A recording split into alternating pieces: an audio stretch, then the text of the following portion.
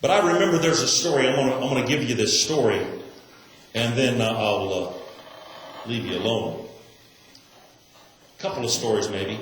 I was telling you a story last week about how I needed the money to go to India, and I come up here and I was praying and seeking God. Remember that? And I remember in the midst of that, I told you a little bit about Maddie and her dilemma. And I remember she had quite a dilemma, And I remember in those days, and I don't like to remember all of those days, but I like to remember the prayer part of those days.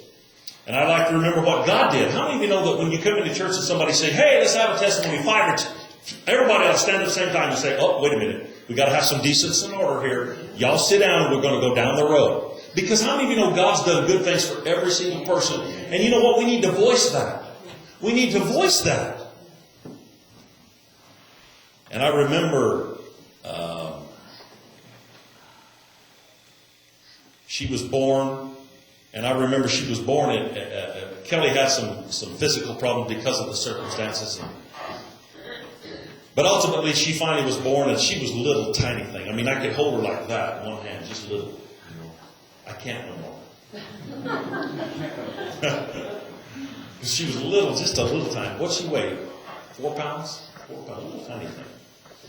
And I remember I was there in the hospital, and they go through all this stuff. She was supposed to be born at Becky's house, but because of the circumstances and whatever, they had to take her to the hospital. So anyway, she was born there, and I remember the nurse took her over there, and they're just doing all this stuff to her, and the nurse took this little tube, and I remember they had a picture of it on a screen, and after a while, they're shooting this tube down there, and run down there and it's stopping, and going, hey man, it ain't going through. What's going on? There's a blockage, something wrong. Well, I just remember that, and I remember after I seen that, I said, well, something's going to have to give here because there's something wrong. And I remember, how many remember I was telling you all through my prayer sessions at the time, God would say, you know what? In me, I'd say, Lord, I thank you for peace. And remember that? And I had no clue what was coming. I didn't know. I didn't want to know. God, thank you for not showing me, because I don't want to live through that trash no more. And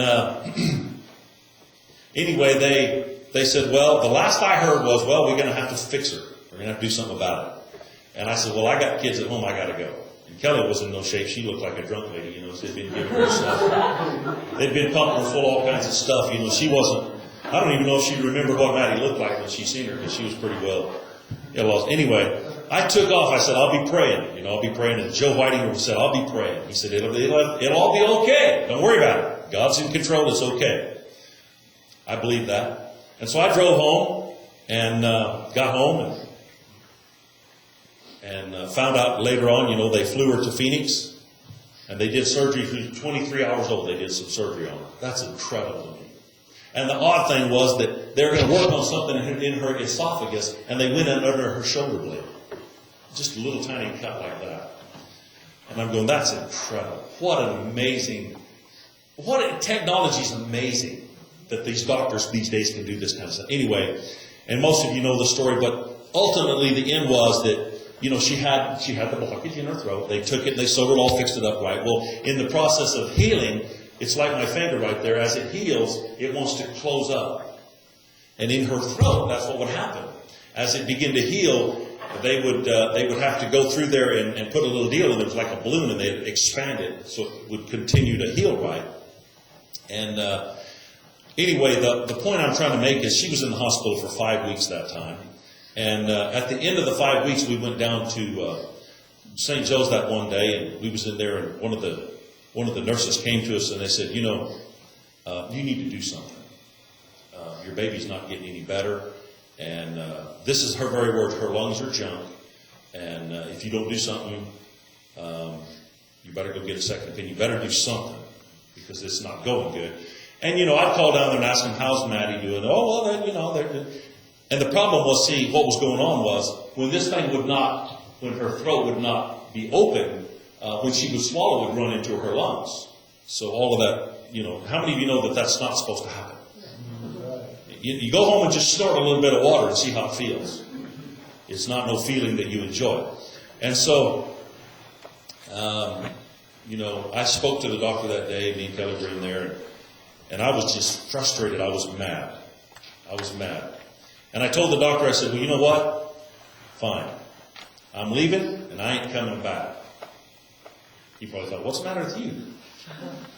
I said, I'm going home, and I'm going to fast, and I'm going to pray, and I'm not coming back to this hospital. It messes with my faith. And he's probably thinking, I don't know what you're talking about, dude.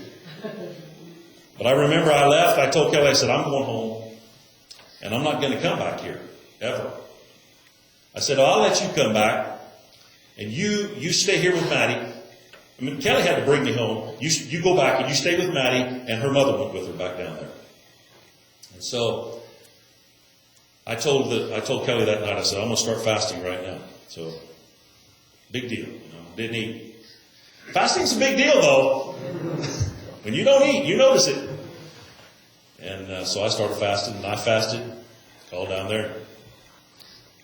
Fasted, called down there. And I remember, I hadn't even got 3 days fasting in.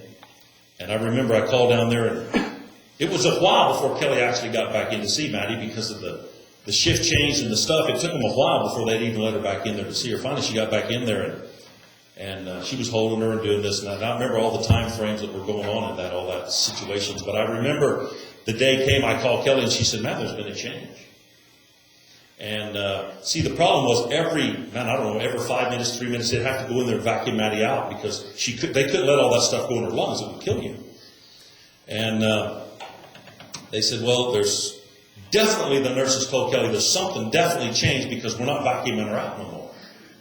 And we were all the time just sucking this stuff, the spit, it wasn't going down. All the time we got to do this. And now we're not having to do it. So something's changed.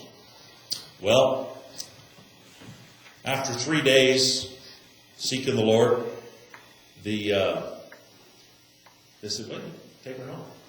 So we brought her home. And I remember a long time later, we went back. Do you remember that doctor's name? McGill, yeah, that was his name, McGill. We went back down there a long time later, brought Maddie down there and took her down there. And I remember he was looking at her charts. And I remember watching him because I was wondering, what is he going to say, because he's looking at her charts and he's going down through there and he's going through there and it gets down and he said, man, they were having trouble and all of a sudden they just released her. What happened? Well, it was God. How many of you know in the tight situations, there's only one answer, and that's God. He's the only answer we have. There is no other answer. Because because the doctors told me that there ain't nothing we can do for your baby. We're going to have to punch a hole in her stomach and feed her through a tube, maybe. Or we're going to do this or that or that. I don't know what else to do. How many of you know doctors are fantastic, but they can only do so much because they're human.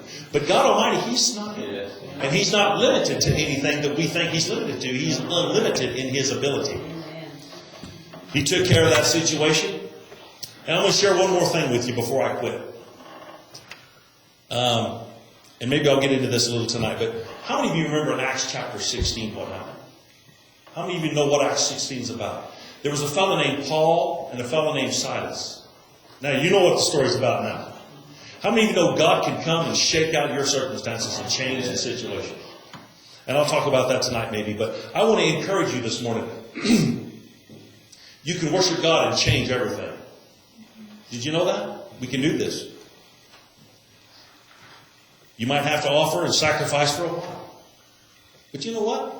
Solomon did it, and he was amazingly blessed. And I believe we can do the same thing and find the same results. How many of you know God is no respecter of persons? He thinks the world of Solomon, but He thinks the world of me. And He thinks the world of you. And He'll change the world for you and for me. And you know what? Anytime the presence of God is in the place, something will happen. Because He always does something. And it's always a good thing. Now I want you to understand something this morning that I know by experience this stuff, it'll change your life.